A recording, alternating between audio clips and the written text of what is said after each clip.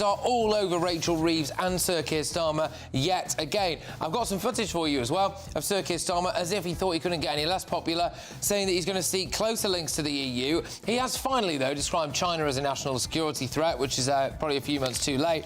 And 1 in 3 students, young students in Glasgow, don't speak English as a first language. Modern Britain. It's the big one.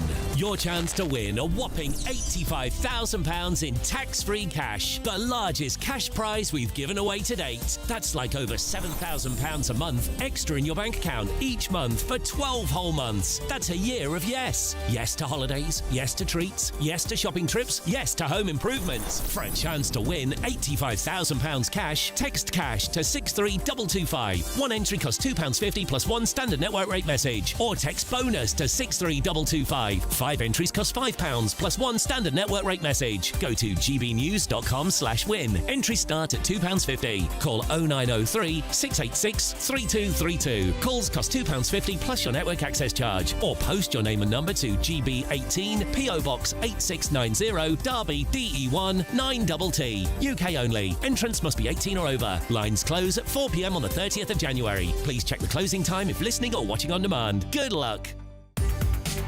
From the school run to the home run, watch a new show for all of Britain. So he can say whatever he wants. A straight-talking show where all voices are heard. And, you know, when are we going to stop talking about smashing the gangs and actually do it? With the stories that matter from every part of our country. There's a bit of a crash landing there for your Chancellor. Bold, fearless and standing up for you. That's me, Martin Dordme, 3 p.m. till 6 p.m, weekdays, here only on GB News. The People's Channel, Britain's news channel. In the GB newsroom, we bring you the news as it happens. With our team of dedicated journalists across the UK, we're ready to keep you up to date with what's happening every half an hour, every single day. Bulletins here on GB News. The People's Channel, Britain's news channel. Westminster's full of talk, but out here, it's the real world. Am I allowed to talk then? No, that's it. This is where it matters, real people and real lives. That's what politics is all about. In fact, has Trump made a good start? No. Straight answers, no spin, and just a couple of pints. How many fingers have I ever got up? About 10. So join me for Lee Anderson's Real World every Friday at 7 p.m, only on GB News. The People's Channel, Britain's news channel. Westminster, the ultimate clique. And you're fighting like rats in a sack. But here on the Camilla Tominey Show, we ask the questions the establishment media is too scared to ask. OK, let me ask you a straight question, because I know you're a straight-talking politician. Whether it's net zero, illegal immigration or law and order, nothing is off limits. You had the power then. Yeah, as I and say, now you've lost it. That's the Camilla Tominey Show, a politics show that's fearless. But no, let me finish my question if you don't mind, because it is my show. Sundays at 9:30, only on GB News, the People's Channel, Britain's news channel.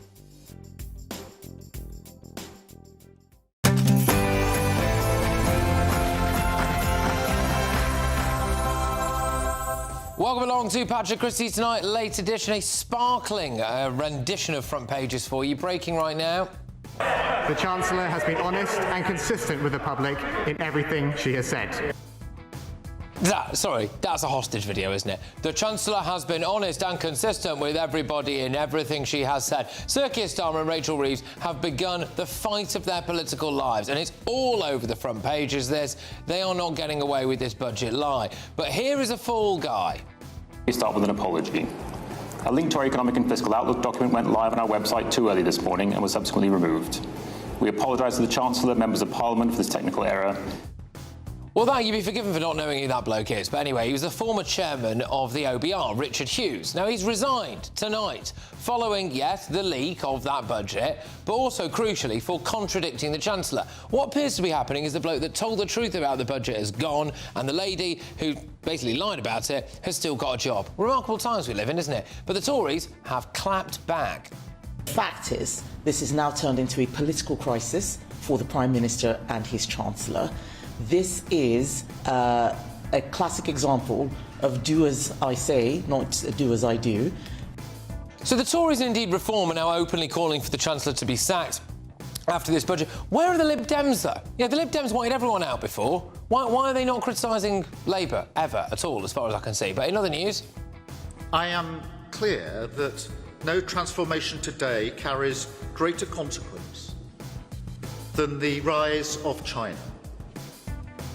It is a nation of immense scale, ambition and ingenuity.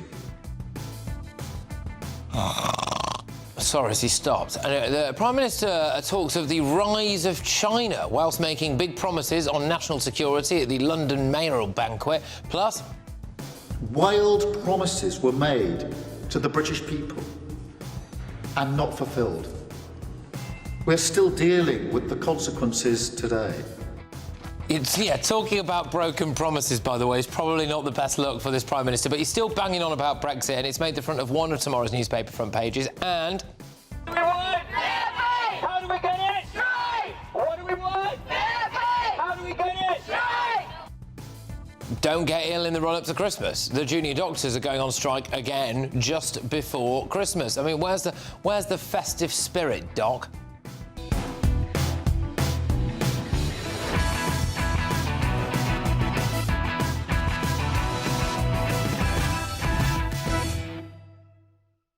Joining us this evening, and there is a heck of a lot to go at, including, of course, the former corruption minister being sentenced in a Bangladeshi court to 2 years for corruption. But we've got Leo Kearse, GBNews contributor and comedian. We've also got broadcaster Benjamin Butterworth and the former Tory party advisor, Charlie Rowley. But first, let's get those headlines with Sophia Hill.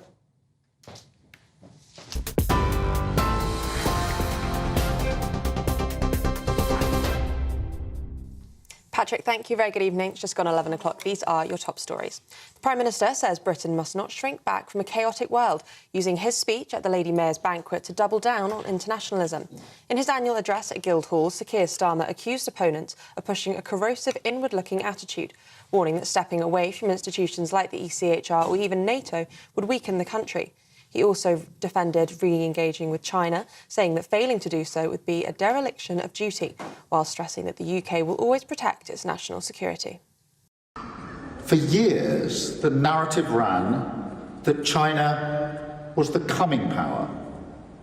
Well, now it has arrived, and the UK needs a China policy that recognises this reality. Whilst our allies have developed a more sophisticated approach, the UK has become an outlier. Elsewhere, the head of the Office for Budget Responsibility, Richard Hughes, has resigned.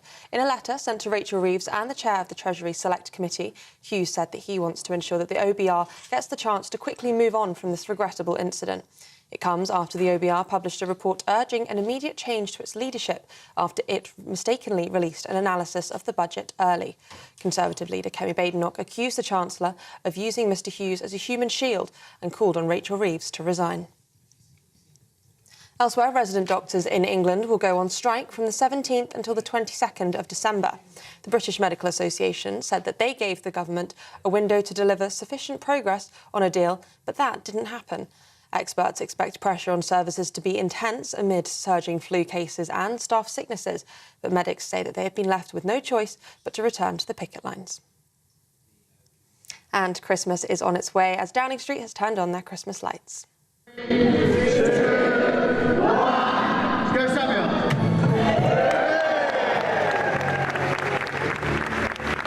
The light switch on featured a 19-foot Norway spruce from the Cadeby Tree Trust in Leicestershire.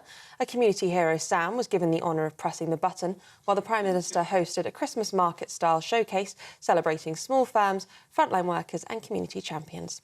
Small businesses are set for a bumper this festive season, with spending up 19% on the last year, which could provide an extra £5 billion boost. Those are the latest GB News headlines for now, but now it's back to Patrick.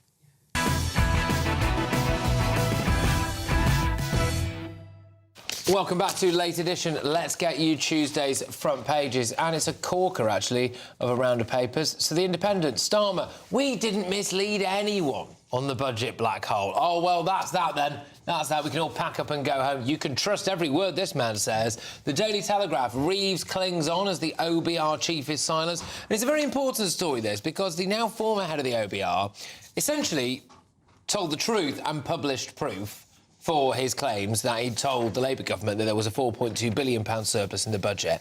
And for that, he appears to have paid with his job. Rachel Reeves, however, whose son's accused of lying, still has her job. He was also supposed to be going before a select committee tomorrow to answer questions, like, for example, did the Chancellor lie to the British public? Now, because he's quit, he won't do that. So, interesting timing. The OBR chief forced out after contradicting Chancellor over budget black hole. Again, the OBR is supposed to be independent.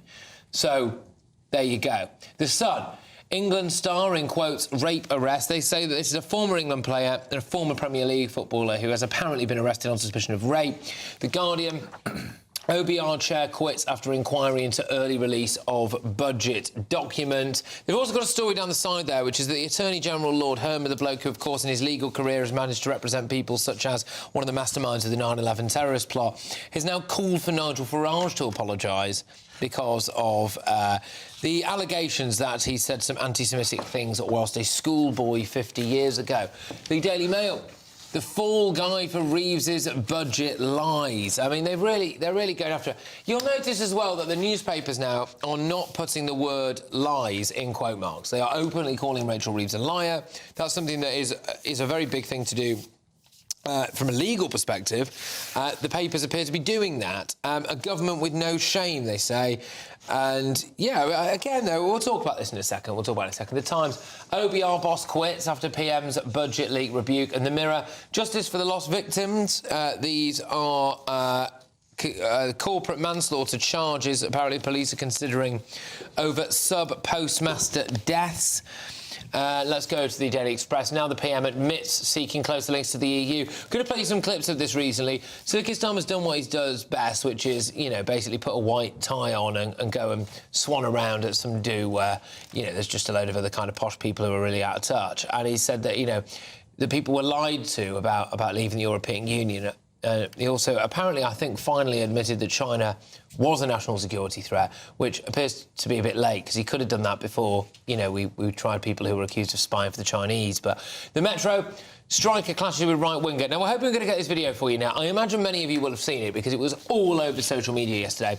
It's a rare moment where I actually feel slightly sorry for Gary Lineker, where the video emerged of him walking down a street in what I believe is Mexico with a young lady. Right, and I'll be honest with you, it does look a little bit dodgy in the context of what some men of a certain age do when they're abroad on their own. So it was retweeted by Tommy Robinson, amongst loads for the people. It went viral.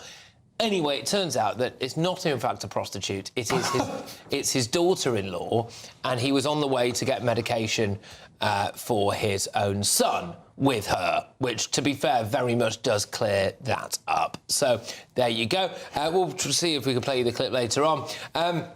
Anyway, we are going to go straight into the OBR and the guy quitting and Rachel Reeves' pressure and all of this stuff. Might as well go for the front of the Daily Mail, I think, because they've gone for it, haven't they? So they've gone for the fall guy for Reeves' budget lies.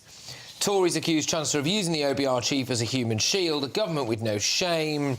So, yeah, Leo, I mean, it looks like the bloke who told the truth has had to go, and the woman who might have lied has stayed. Yeah, that's politics for you. That's the Soviet Union for you. I mean, she says she didn't lie, she didn't mislead or didn't intend to mislead anybody. But a lot of people will be doing their tax returns right now. And you try being £4.2 billion out on your tax return and see if you get in trouble or not. You know what I mean? It's one rule for them, one rule for the others. I mean, I guess it's kind of reassuring in a way that the black hole is smaller. You never hear those words, do you? But the way Labour set taxes, the whole idea of tax is to sort of pluck the goose with the least hissing. But Labour love the hissing. They're actually doing it to make the goose hiss. They want to punish tax for them. It doesn't matter if it raises revenue. The whole point is this sort of equity, punishing the middle classes for daring to be ambitious and daring to do well.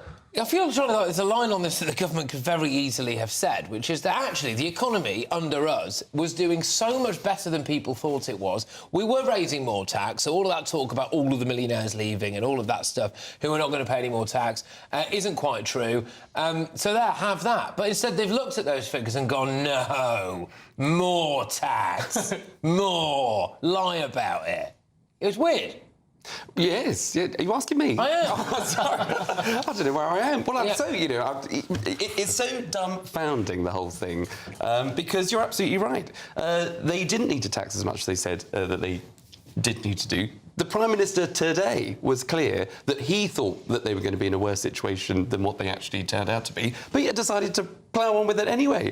Tax, tax, tax. I mean, I know, you know, there's been this whole issue about the black hole and whether it existed when they first came into government, blaming the Tories for this 22 billion black hole. That's, you know, was never really a thing anyway. She's taxed us once, she's taxed us twice. Yeah. You know, the only black hole I can see is the one that keeps digging for herself. You know, she's in a massive hole, and I think she'll be gone within days. Do you think she'll be gone within days? I can't see how, in the run-up to Christmas, just as Leo was saying there about people doing their own tax returns, when people are looking towards the new year, when the budgets are squeezed for Christmas budgets, for their own families, for their own Christmas day, and she's still in a position where she has lied to the public repeatedly. I'm not just talking about the plagiarism on her own book or her CV, or saying that, you know, they weren't going to increase tax, income tax, national insurance, or VAT when she first came into power. She has then done that last year. She's done it again this year. I mean, a cat's got 9 lives. I mean, how many has she got? She must be running out. I mean, how much longer do you think she's got? I mean, I definitely don't think she's leaving as Chancellor in the next few days. I think the reality is, and this is always the case, that she is tied to Keir Starmer. I think one person referred to it as, you know, she's the bomb shelter taking up all the explosions, and if they remove her, then it hits the Prime Minister. And so, you know, the fact is, you saw Keir Starmer say that he was proud of the budget. The photograph they put out before Budget Day... He signed off on it as well. ...was her clinging on to his arm, which seemed rather fitting of the reality of their situation. But I do know for a fact that there is not just a feeling among Labour MPs, but an active organisation, meetings taking place to try and replace Keir Starmer. I don't think they've got their decisions made on who that would be or how, but I would be surprised if there wasn't an attempt by spring. The thing that I'm quite surprised about is that supposedly tomorrow this guy's now the former head of the OBR, Richard Hughes, was due to talk at a select committee hearing, at which he would have no doubt been asked like all of the specific details about exactly when he and what he told Rachel Reeves. And basically, I imagine that given the fact that he's published proof on this earlier on, he would have come out and probably revealed the extent of the Labour lie. And now he's not doing that. See, if I was him, I would have clung on for another day and I would have gone to that select committee hearing. So I don't quite get why he's not done that. It just seems a bit odd to me. Maybe there's political influence, because it's better if he doesn't go to... It's better if he doesn't get grilled or questioned or anything like that. And also, I feel like, you know, this is we're sort of attacking Rachel Reeves over the wrong issue. The fact is, this was a budget that's just kicking the can down the road. There's serious structural issues with Britain's economy. Like, our productivity growth is absolutely abysmal. We're running a huge deficit, and, you know, instead of tackling her on that, this is like going after Al Capone for his taxes, ironically. Yeah, the Telegraph's quite good at this as well. Go on, yeah. Well, no, the only saving grace, if there is one, is that if you do get rid of Rachel Reeves, or if she does go, which I do think she will eventually, is that you'll end up with someone worse, because at least she tried, and I say tried in a very loose sense, to bring forward £5 billion of welfare spending a few months ago. Now, the backbenchers and the Labour Party completely overruled that and, you know, dismissed that out of hand. So now she's stuck in this place where she might not want to be, but she's gone down that road, and I don't think she'll last. If we could bring the eye up, if that's possible, because what they've done is quite neatly done a bullet point list for us. So they've gone for OBR chief forced out after contradicting the Chancellor over the budget black hole. The OBR's accidental leak of the budget could have been survivable for Chair Richard Hughes. However, his relationship with the Treasury tanked when he undermined the Chancellor's account. That is when he published the truth about what he told Reeves and when. So, really, it became unsurvivable when he dared to tell the truth and reveal the lie? It seems odd, that. Reeves' team said the OBR also clashed yesterday, and the OBR clashed yesterday in robust exchanges They refused to give the Treasury 24 hours advance sight of its investigation, offering it 2 hours instead.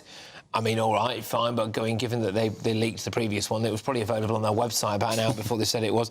Relations between the Treasury and the OBR are at an all-time low. Yeah, OK, fine. But again, it is you know, keep coming back to it because it's big, Benjamin. I mean, it does seem pretty clear that if this guy had kept his mouth shut, he'd still have a job. I mean, presumably the Treasury Select Committee, where he was meant to be tomorrow, will just call another top official to put the questions to. So, you know, maybe that's not why he went. But what we know for a fact is that the biggest budget mess-up of all time, publishing it the morning before it was announced, wasn't the first time. They had put the budget online early before. It just happened that nobody discovered it. Now, if you're the head of an organisation that's that important as he is, then you would probably expect these consequences. Clearly, he wasn't running a very successful organisation.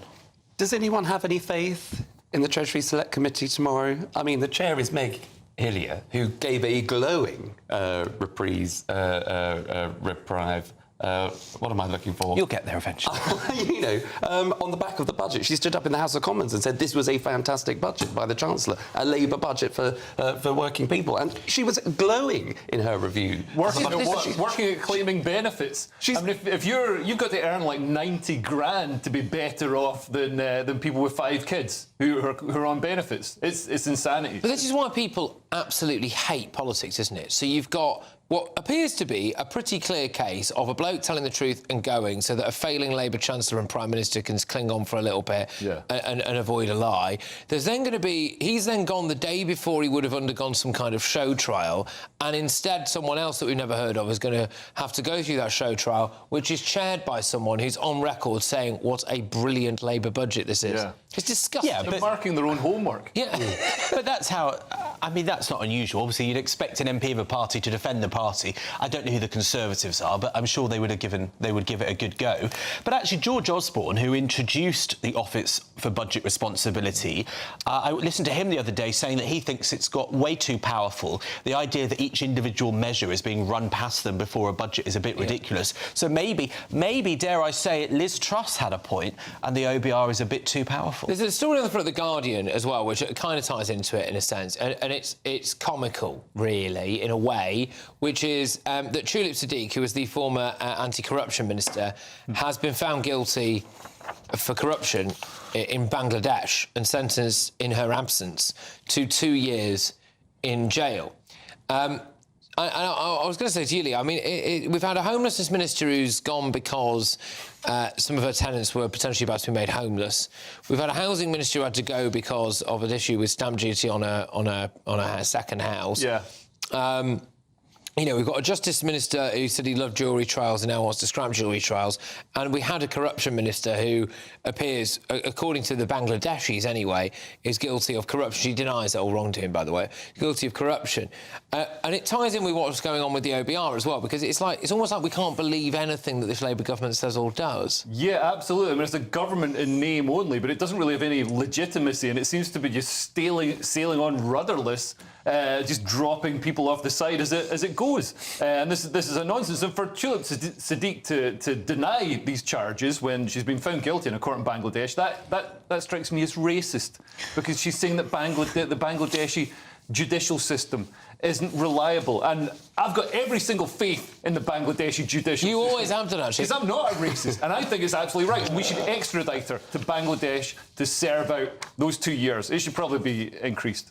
Well, there is a question there. No, seriously, though, and, you know, no one wants to get too cavalier about it, but should we be extraditing Tulip Siddiq? Well, I mean, we're having... You were a SPAD to Justice Secretary, weren't you? No. Well, he was the Justice Secretary at one point, but I never worked there. I was never in that department. But there is something to be said about if you're going to have trade deals with other countries, like this, the one that we've heralded in like India and America, the positives of Brexit, which I'm sure we'll come on to later on, then if you're going to recognise these countries in such a way, then why not? Yeah. There's something to be said about it. We can trade her for a sack of rice or something. I mean, look, it's kind of hard to gauge whether it was a fair trial, but it seems there's a lot of political motivation. They've prosecuted lots of people that were in her aunt's government, the one that's been thrown out. Indeed, Sheikh Hasina, who was the Prime Minister, has been sentenced to death, I think, and has fled to India in order to avoid it. So I don't know if the crime was that reasonable an accusation. And also, it's that she helped get some land near Dhaka, the capital, for her aunt, which seems an incredibly odd thing for someone in London to care about. OK, all right, OK, well, go on. Well, I was just going to say, I mean, that's what we hear about, you know, in Tower Hamlets, in Birmingham, you know, the communities that have had, you know, cultures come in that aren't, you know, native to the UK. Then we're seeing those practices come into the UK, and I think this is, you know, perhaps a little... Well, there was the story that came out about several councillors in Tower Hamlets actually standing for election in Bangladesh, which was just nuts. For a party, by the way, called the BNP, which is the Bangladesh National Party, not... Imagine if they got those leaflets mixed Nick up. Griffins, yeah, who'd be voting for BNP. What? I've seen, yeah. Don't know, I don't remember the... anyway. Shall we, for the sake of balance on this, hear quickly from Tulip Sadiq? I think that might be the thing to do. Here she is. Absolutely baffled by the whole thing. I've still had no contact whatsoever from the Bangladeshi authorities, despite them spreading malicious allegations against me for a year and a half now. All they had to do is send some papers to the House of Commons, to Parliament, and I would have responded. So I feel like I'm in some sort of Kafkaesque nightmare where I'm carrying on doing my day job, but on the other hand, I'm apparently being convicted in Bangladesh, and the only reason I know I'm being convicted is because I read it in the newspapers. So this is trial by media, which is deeply unfair. Yeah. All right, coming up, got a corker of a row concerning none other than Gary Lineker and Tommy Robinson, and the UK is facing consequences of Brexit votes as wild promises or something. Basically, yeah, Sir Keir Starmer, of all people, is now accusing other people of lying. That's next.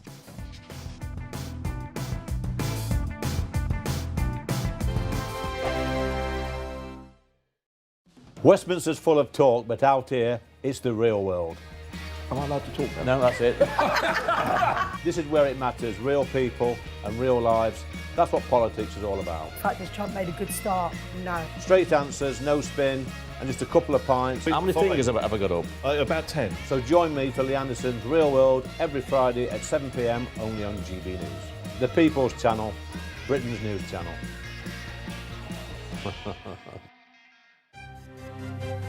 GB News Breakfast, every day from 6 a.m.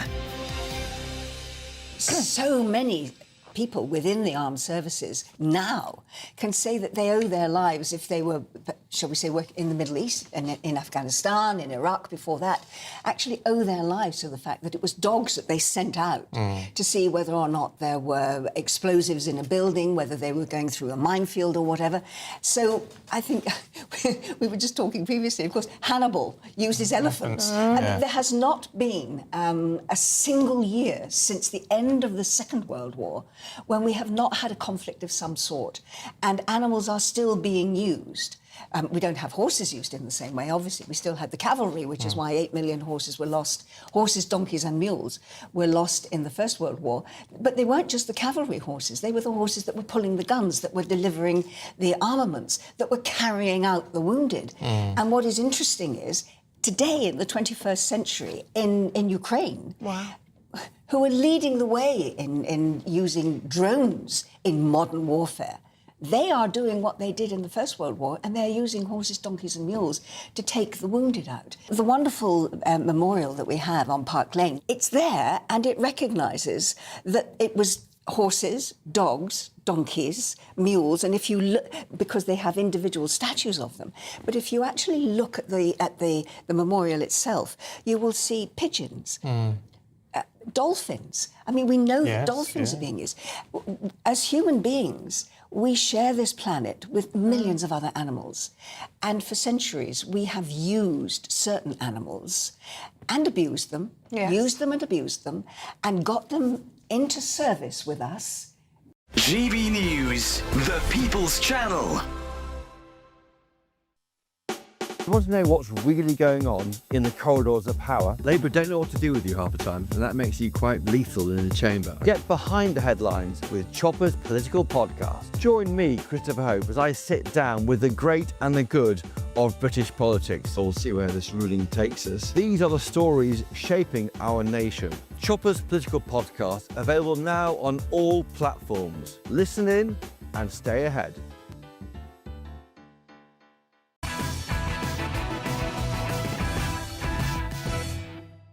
Welcome back to Late Edition. Well, this has made the front of the Metro, and it's striker clashes with right-winger, which actually is a result, for Tommy Robinson, because normally the Metro, I imagine, would have called him far-right, but they've actually just gone for right-winger now for the sake of a punt. So that's good news for him. This is Gary Lineker and Tommy Robinson kind of getting into it on social media yesterday. I think the best thing for me to do is to play you the clip of Gary Lineker, and then we'll talk about it. So, Gary, enjoy your holiday. Thank you. Right, now, so it looks a bit dodgy, right? And it went absolutely viral yesterday. It went viral yesterday. Tommy Robinson tweeted, like, what are you doing there, Gary? You know, and, you know, OK, that's at first sight, it maybe did look a little bit sus.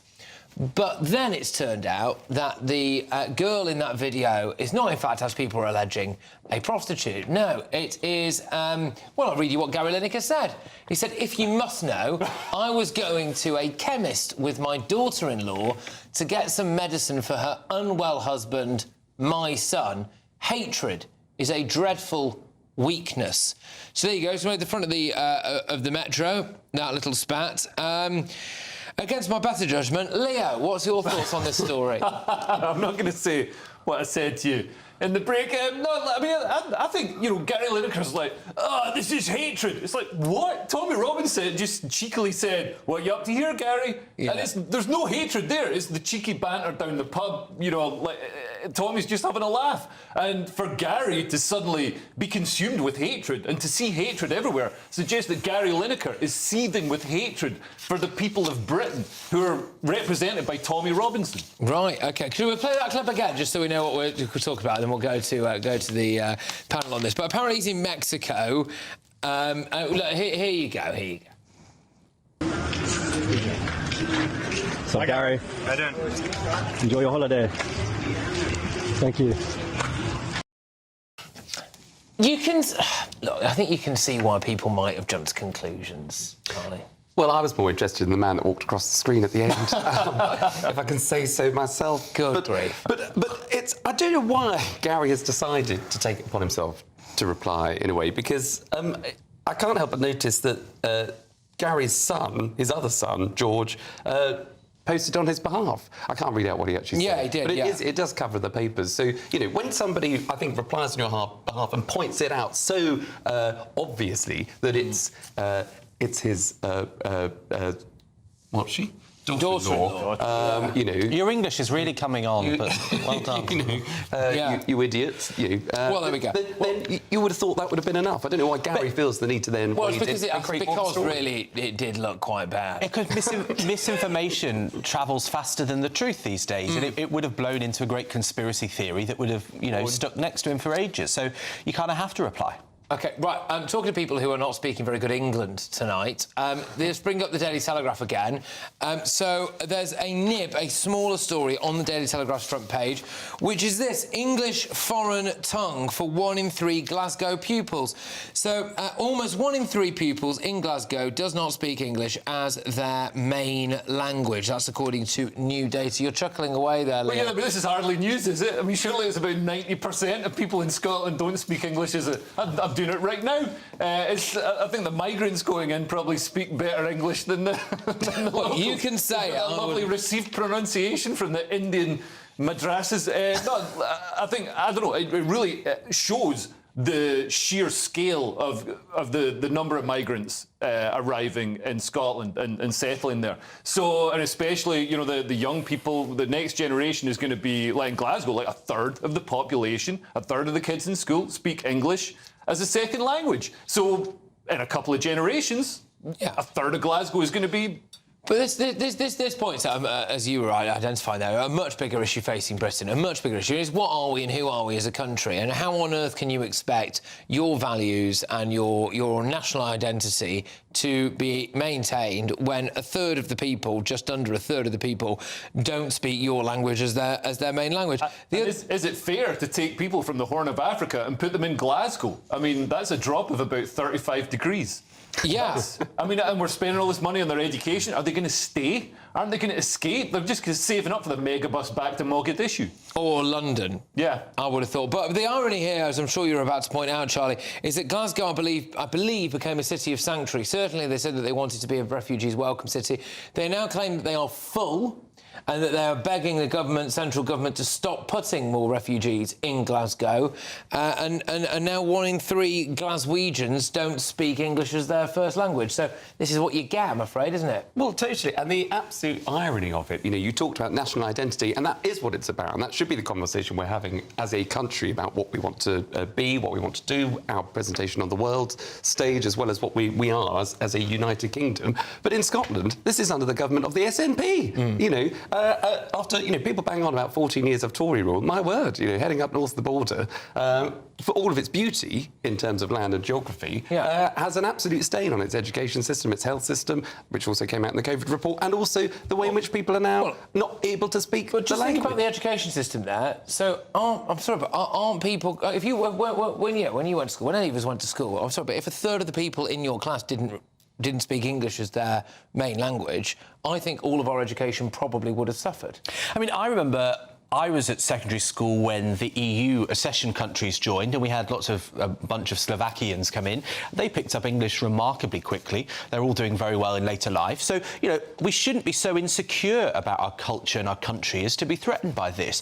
What it shows, if a third of these kids speak languages like Arabic and English, they're really valuable people. That's incredibly useful. We'd be better off for being multilingual. You go to the continent, and basically everybody of our generation would speak multiple languages. Yeah, like French. What's the problem? British. A French guy speaking English is a bit different from, a guy speaking Arabic and English. I mean, more people speak Arabic than French. But this is but it's not about how many. I mean, it's about how culturally assimilable. Like French people, we're pretty much identical. We've got identical cultures.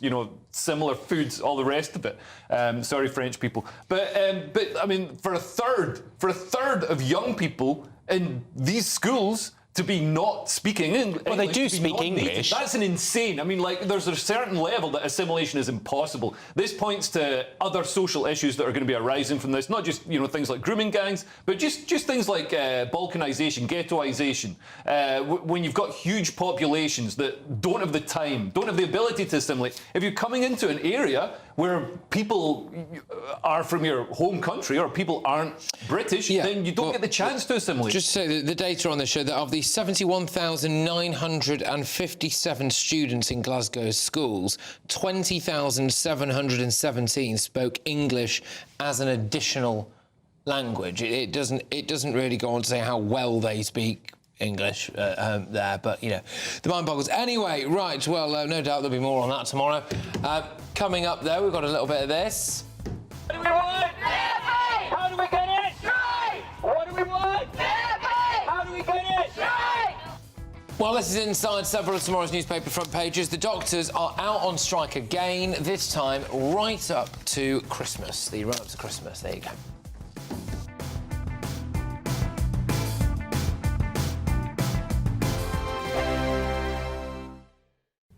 Welcome to your latest weather update from the Met Office here on GB News. Good evening to you. We've had a Met Office amber rain warning in place through the day across parts of South Wales and other rain yellow warnings across parts of Western Britain. It has been a very soggy start to December, but the rain is now starting to ease in the west. These weather fronts are moving through, but still a band of pretty intense rain working from west to east over the next few hours before that finally starts to head out into the North Sea. Further outbreaks of of rain to come and go across parts of Scotland, but many areas becoming much drier overnight with some clearer skies. That will allow the temperatures to dip to 5 or 6 degrees in towns and cities, a little lower in the countryside.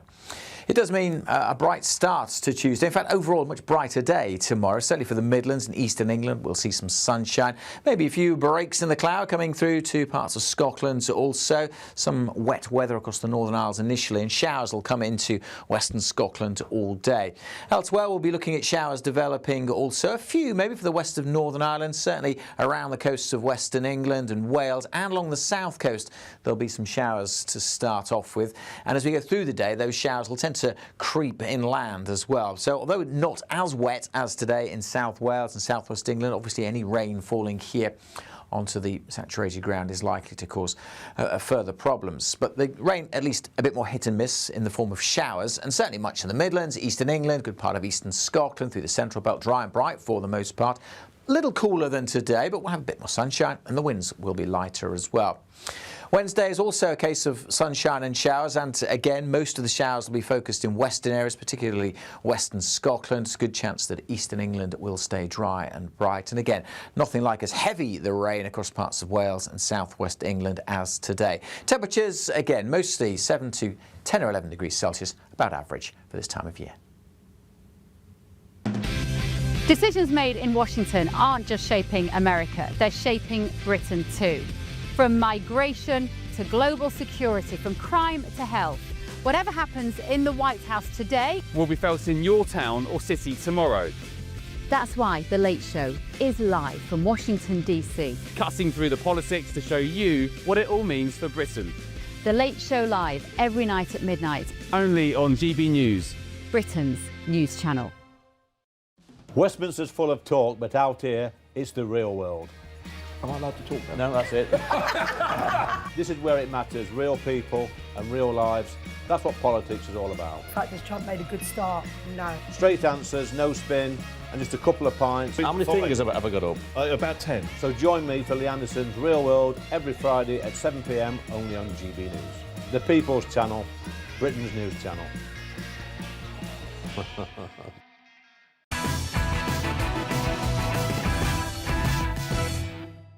Welcome back to Late Edition. Right, OK, so we are going to play you some clips of the Prime Minister now, Sir Keir Starmer, because he's been speaking this evening.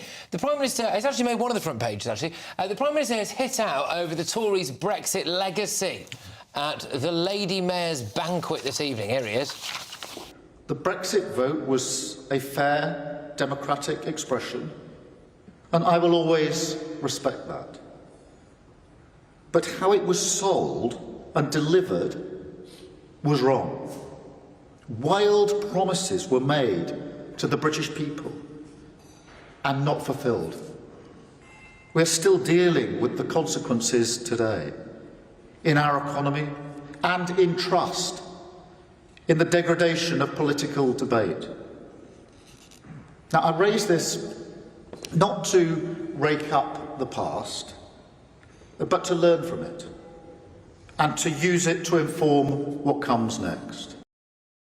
Oh, a few things come out there. Firstly, brass neck on him, coming out and accusing people of being dishonest, given the way things are. Secondly, do you think he's read that speech before? Do you think he read a word of it? He was looking down, every other word, looking down, like he had no idea what was coming next. Yeah, he's a legislator. He believes in the absolute power of words. That's why he thinks you can just say, we're going to go for growth, while, hobbling us with taxes and low productivity because of our open borders that stifle innovation and technological progress. I think for him to be still banging on about Brexit, there's been a lot of stuff happen in the interim. And he obviously wasn't part of the side that's responsible for actually hog-tying Brexit and not allow.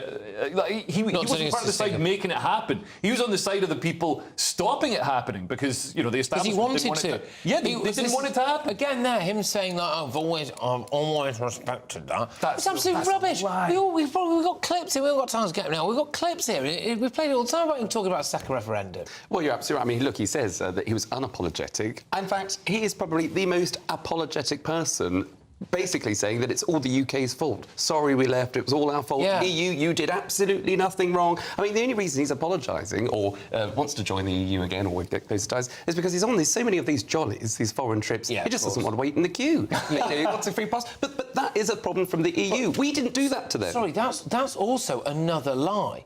Do you remember the whole e-gates? Yes. They even mocked up a fake Jet2 holidays. You can go through the e-gates thing. Has that happened? I don't think it's happened. They said it was going to come in by October, and I don't think it has. It's not happened. And I think you have to join the queue with people from outside even the EU and the Americas. And also, that was, as you were saying, that is a shameless thing about the EU kicking us on the way out. Yeah. We don't do that to the EU citizens. We don't make them queue. You're absolutely right. When we left, we said we still want to maintain as close a relationship as possible because we understand and know the value of what the trading relationship is like. It's just the political removal from the EU where it became too bloated, too costly, and we wanted to take back control of our borders. And you've just got to look at... I know we talked about the French earlier on, but just look at the attitude. They will not stop the boats on their side of the channel. They won't let us use that e-passport gate as we do for them. The reciprocity is not there. So the idea that we're now going to go saddling up to them because it's all our fault, and as if they're just going to, play... I think he's got one eye on stuff that he wants to do when he leaves office, because it will take, no doubt, some big international job somewhere. But just in terms of another clip, Sir Keir Starmer was also unapologetic in his courtship of China, but he admitted their growing threat. Listen to every word he has to say here. Yes, a country that poses real national security threats to the United Kingdom. This is not a question of balancing economic and security considerations. We don't trade off security in one area for a bit more economic access somewhere else. And in recent days, we have taken further such steps, bringing forward a tough package of measures to defend our country and our democracy by disrupting and deterring threats from China and other state actors.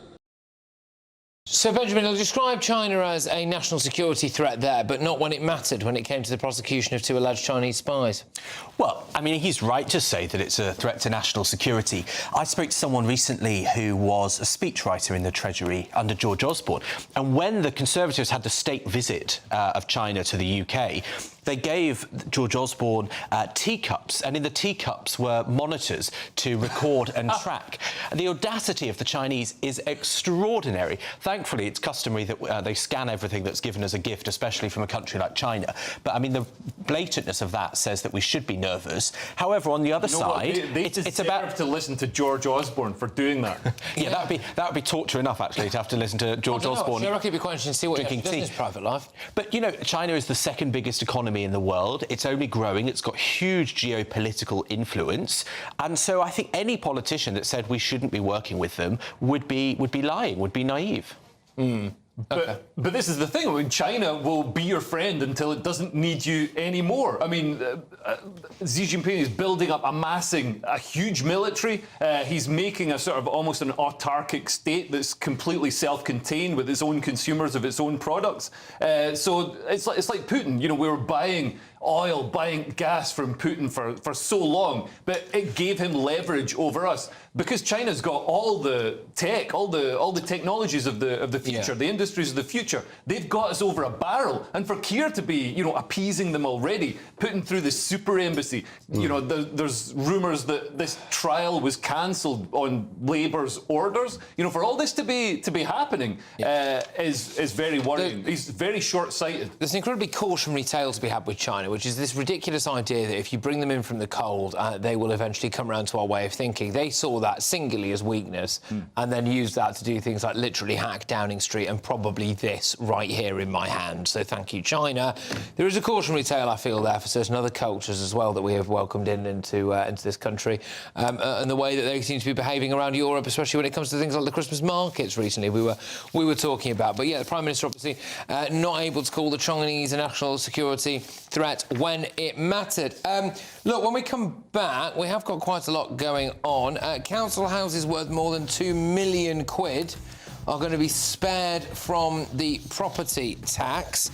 Also, the Attorney General, Lord Hermer, has called for Nigel Farage to apologise. This is over alleged anti-Semitic remarks when he was at school. I think quickly on this, Charlie, if you don't mind. Lord Hermer, does he have any right, really, as the Attorney General, to be calling for Nigel Farage to apologise? I mean, for what it's worth, he is also Jewish, by the way. No, of course not. I mean, he wasn't there. Farage denies it. What's it got to do with the Justice Attorney General getting involved? I mean, it's ridiculous. Herman's got a lot to apologise for himself, not least of all the, what advice he did or didn't provide about the Chagos Islands, from selling that off, which is costing us a huge amount, from all the other things that he's been advising the government on. I mean, there is no... This is an attempt to keep playing politics, I think, and ramping up the rhetoric to just attack Reform and Nigel Farage. And trying to weaponise victimhood. I mean, the way people are carrying on, like, I was bullied at school. Oh, somebody called me a poo-poo head at school. Oh, come on. You're 60 years old. Grow up here. Like, you should obviously have been bullied more at school. You obviously needed it. Right. We need to bring back bullying. Well, I mean, call me left-wing, but I don't think someone that made hissing noises of a gas chamber to a Jewish kid is a great reflection on anybody. And a Jewish person of any description, let alone one as successful... He doesn't actually deny it. He says he wouldn't have intended to be racist, which is not a denial. I think someone like Richard Hermer is clearly very capable, a Jewish leader, and has a right to call that stuff out. I think we were less racist when we were allowed to have this sort of banter and this sort of fun between us. Like, me and my friends... I don't think it's banter to say that to a kid. Yeah, no, growing up, me and my friends, we're all like that. Like, we're all made fun of each other for each other's races or whatever it was. I mean, we're all Scottish, but... Yeah, well, no, this is a discussion anyway. The Attorney General has called for Farage to apologise. When we come back, would you support the junior doctor strike? Yes, it's happening again. It's happening right before Christmas, so just don't get ill. Is that all right? Between now and Christmas, just don't get ill. And we're also going to be hearing from Bev Turner, who's in Washington, ahead of the Late Show Live. That's next. I forecast a perfect holiday in the sun. Weather looking good then? For sure, and no worries about our travel insurance. All Clear Travel Insurance sponsors GBNews Travel Destinations Forecast. Hi there. If you're off to the Mediterranean in the next few days, there will be a lot of dry weather to be enjoyed, but there will also be some heavy showers in places. And across Iberia and Madeira, we have got this cold front pushing through on Tuesday, so some gusty winds and heavy rain for a time. Thunderstorms following to Portugal as well. Otherwise, across the central Med, there will be some scattered heavy showers and thunderstorms, but mostly dry across Greece and Turkey, some warm spells of sunshine here, and quite a changeable outlook for the rest of the week, but temperatures around average. All Clear Travel Insurance sponsors GBNews Travel Destinations Forecast.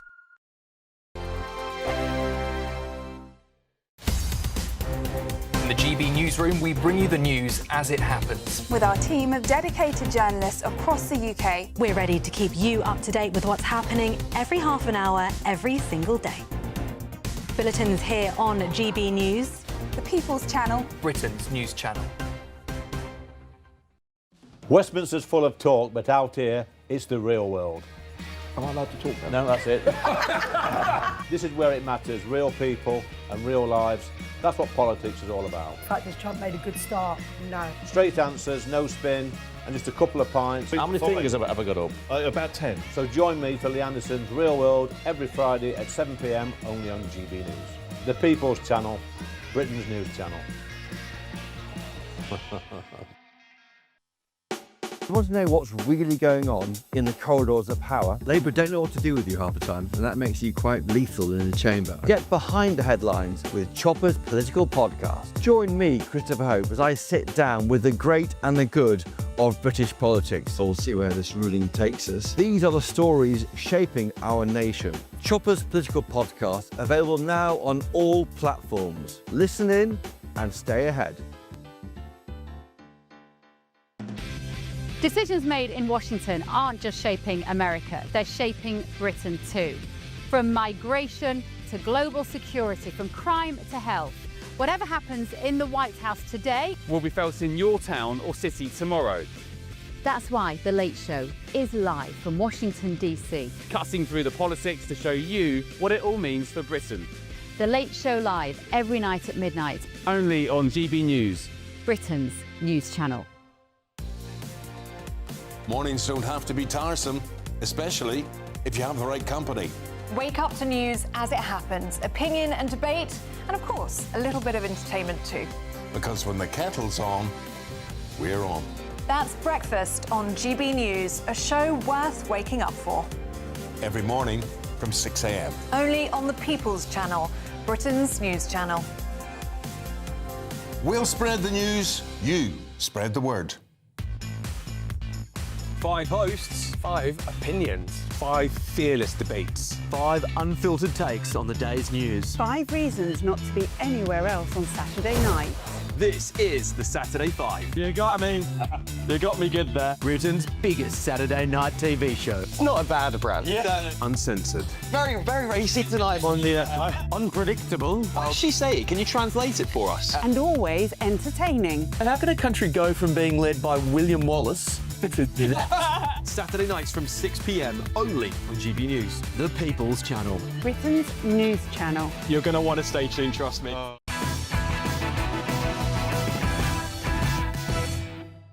Welcome back. I'll keep it snappy. It's in the Daily Telegraph. Apparently, West Streeting has accused junior doctors of a cynical attempt to wreck Christmas after they announced 5 more days of walkouts. They are going to be on strike from the 17th of December to the 22nd of December. Leo, your views? So they've already had lots of money. Like, over the last few years, since 2022, I believe they've had a 22% pay increase overall. And they want more. I mean, has anybody else had a 22% pay increase since then? That seems like a lot of money. I know they'll say that, well, in real terms, since 2008, it's actually gone down because of inflation or whatever. What they don't understand is now everybody's got YouTube. We can do stuff ourselves. I am going to remove my own gallbladder for watching a 30-minute YouTube tutorial. That's... I don't know, I just feel like we're getting into a situation where people are being forced into the private sector, or doing it themselves with YouTube videos. They're forced into self-care. The downside to this, is that it's for anyone who can afford to go private or has a work private healthcare scheme, it is actually just highlighting to these people how rubbish the NHS is. Yeah. Because then you go into somewhere that looks like the hotel foyer. Yeah. You get seen by people who actually want to be there and are smiling, and then they don't kill you. Yeah, no, absolutely. And the service you get in the NHS, I mean, I know it's great, it covers everybody, but it feels like a last resort for a lot of people. Yeah, I mean, you're absolutely right. Look, this is just another promise made by this government and promise broken, because the whole point of, in the first budget, not last year, not the one just had, the one last year, Rachel Reeves said that she was going to have public sector pay rises to stop the strikes. And here we are again, another year, When another this strike. was the Tories, they were hammered for this. Hammered. How come you can't get the doctors into work? How come you can't do it? How come people are dying because you can't negotiate with them? West Street's not getting any of that. I mean, the doctors had a point that their pay had become pretty rubbish, and we shouldn't, as a society, be treating people like that. Loads of them were going to Australia to get better deals, so that's not an efficient... we can't compete with. That's not an efficient way for us to run the NHS. And a different healthcare system that involves an aspect of privatisation. But I do think that, you know, they're kind of taking the mick at this point when they got such a big pay rise, which dealt with the below inflation consequences they'd had for over a decade. Well, they got that fixed, and now they just want above inflation again, which no one else is getting at the moment. All right, brilliant stuff. OK, so there is a right of reply here, which we've got, which is from the British Medical Association, which says, I believe, that they basically the government needs to put forward a credible plan. Sorry, that's my fault. The government needs to put forward a credible plan to fix the jobs crisis for resident doctors, at the same time as pushing real-term pay cuts for them. We have no choice but to announce more strike days. They say they've got no choice but to go on strike. Right, shall I do a run-through of the papers, then we go to Bev Turner in America. The Guardian, OBR chair quits after inquiry into early release of budget document. The Independent, Starmer, we didn't mislead anyone about the budget black hole. The Eye, OBR chief forced out after contradicting the Chancellor over the budget black hole. The Sun, apparently a former England football player has been arrested on suspicion of rape. The Daily Mail, the full guide for Reeves' budget lies. The Times, OBR boss quits after PM's budget leak rebuke. The Mirror, justice for the lot of victims. This is about the sub-postmasters. It's a post office story. The Daily Express, now the Prime Minister admits seeking closer links to the EU. This was a speech he gave earlier on. The Metro, striker clashes with right-winger. By far and away the funniest story of the evening. Gary Lineker appears to be on holiday in Mexico with, as it turns out, his daughter-in-law as well as his son and goodness knows who else. There was a video that emerged of Gary Lineker walking down the street with a young lady, and of course people jumped to conclusions. And that conclusion was that she was a prostitute. But it turned out she's not a prostitute. She's actually his daughter-in-law, and it was wrong of everyone who was accusing Gary Lineker of playing away from home so with a young lady abroad, because of course Gary would never do anything like that. He's an absolute saint. So there we are. Right, OK, so thank you very much to my wonderful panel. Always a pleasure. Make sure that you do keep it GB News, though, because there's the Late Show Live, which is coming to you live from Washington. But also, if you're watching this on catch-up, Breakfast will be up next, and they are going to have a heck of a lot to get stuck into when it comes to everything going on with the OBR, whether or not the man who told the truth is gone and the woman who lied is still in office. But let's take you over to Washington now for the Late Show Live with Bev Turner. Thank you, Patrick. That's right. Well, we're watching what President Trump is saying at the moment, because there's a risk that he might be about to declare war on Venezuela. We'll bring you the latest lines on that as we go on. And also this speech this evening from Sir Keir Starmer at the Guildhall. How much of a threat is China? Are we being naive about it? And also Starmer's Christmas tree compared to the White House. Stay with me. It's the greatest cash prize of a Great British giveaway so far. A simply stunning £85,000 in tax-free cash to spend on anything you like, making 2026 your greatest year to date. That could get you that brand new car, extend and improve your home, take you away on that bucket list holiday, or just give you some peace of mind over the coming months. For a chance to win £85,000 cash, text cash to 63225. One entry costs £2.50 plus one standard network rate message, or text bonus to 63225. 5 entries cost £5 plus one standard network rate message. Go to gbnews.com/win. Entries start at £2.50. Call 0903 686 3232. Calls cost £2.50 plus your network access charge. Or post your name and number to GB18 PO Box 8690 Derby DE1 9TT. UK only. Entrance must be 18 or over. Lines close at 4 p.m. on the 30th of January. Please check the closing time if listening or watching on demand. Good luck. Westminster's full of talk, but out here, it's the real world. Am I allowed to talk No, now? that's it. This is where it matters, real people and real lives. That's what politics is all about. The fact has Trump made a good start? No. Straight answers, no spin, and just a couple of pints. How many fingers have I got up? About 10. So join me for Lee Anderson's Real World every Friday at 7 p.m. only on GB News. The People's Channel, Britain's news channel. You want to know what's really going on in the corridors of power? Labour don't know what to do with you half the time, and that makes you quite lethal in the chamber. Get behind the headlines with Chopper's political podcast. Join me, Christopher Hope, as I sit down with the great and the good of British politics. We'll see where this ruling takes us. These are the stories shaping our nation. Chopper's political podcast, available now on all platforms. Listen in and stay ahead. Decisions made in Washington aren't just shaping America, they're shaping Britain too. From migration to global security, from crime to health. Whatever happens in the White House today will be felt in your town or city tomorrow. That's why The Late Show is live from Washington, D.C. Cutting through the politics to show you what it all means for Britain. The Late Show Live every night at midnight. Only on GB News, Britain's news channel. From the school run to the home run, watch a new show for all of Britain. He can say whatever he wants. A straight talking show where all voices are heard.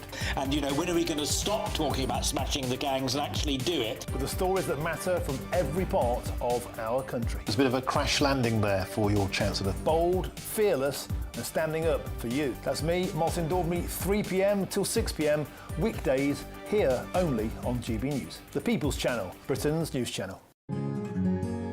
A really important thing about GB News, and it's brought something completely different to the landscape.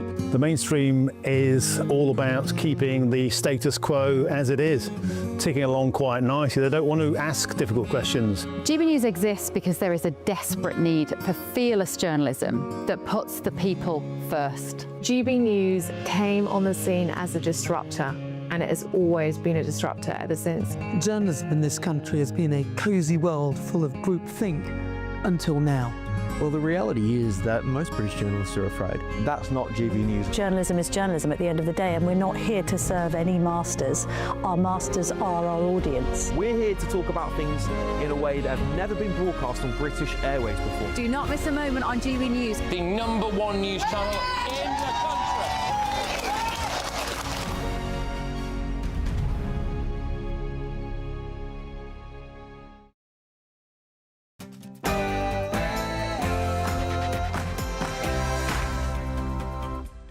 Well, over here, the big news is how long can Sir Keir Starmer and Rachel Reeves cling on after apparently just lying about the budget. Of course, the man who told the truth about it, the former head of the OBR, has now had to quit. Rachel Reeves keeps her job. But none of that will matter soon because it looks as though, according to Bev Turner, President Trump is about to unleash war. So, Bev, we'll go over to you stateside now. I mean, are we even going to survive long enough to find out whether or not Sir Keir Starmer and Rachel Reeves can cling on to a job? I hope so. This is, of course, a drugs war with Venezuela, and President Trump is incredibly frustrated by drugs making their way into the US via Venezuela. And he takes the drugs issue really seriously, Patrick. Of course, he doesn't even drink alcohol, President Trump. And he said in that conversation I had with him, that interview for GB News, where he said, I don't drink, and I've told my kids, you never drink, you never smoke, you never do drugs. He feels really strongly about this issue, so he's taking some pretty drastic action. So we'll be looking at how far he's going to take that as well this evening. Patrick, and by the way, lovely haircut. Thank you, Bev. Thank you. So I will take it from here. This is The Late Show Live. See you, mate.